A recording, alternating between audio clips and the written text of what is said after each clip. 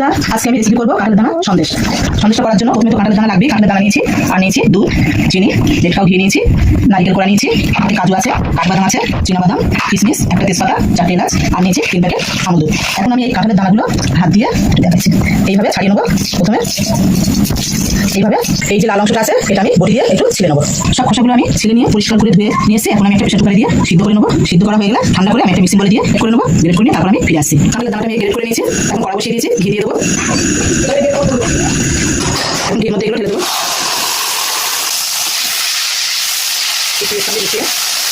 আমি ভেজে নেবো।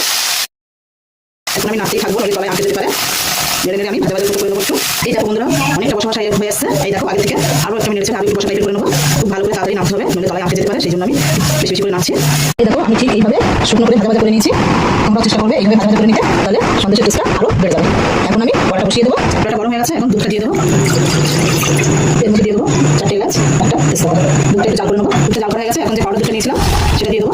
দিয়ে একটু নেড়ে দেবো। দেওয়ার সময় ভালো করে নেড়ে দিতে হবে, নেড়ে দেওয়া দিয়ে দিতে পারে। আর একটা দিয়ে দেবো, 3 প্যাকেট নিয়েছিলাম, 3 প্যাকেট সব দিয়ে দেবো। এখন যে হালুয়াটা ভেজে রেখেছিলাম সেটা দিয়ে দেবো। এইভাবে মিশিয়ে নেবো। যে নারকেল কোড়াটা দিয়েছিলাম এখন এটা দিয়ে দেবো।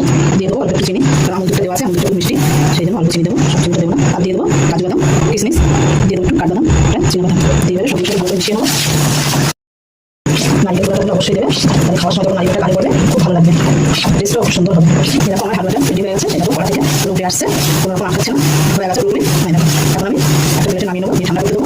এই প্লেটে একটু ঘি মাখিয়ে নেবো, তারপরে প্লেটে লাগিয়ে নেবো। প্লেটে হালুয়াটা দিয়ে দেবো।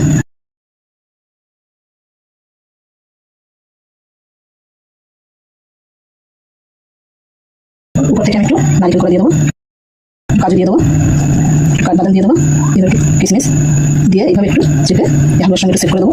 সবগুলো সেট করা হয়ে গেছে। এখন আমরা 1 ঘন্টার মতো রেস্ট রেখে দেবো, তারপরে ফিরে আসছি। 1 ঘন্টা হয়ে গেছে, এখন আমি কেটে নেবো।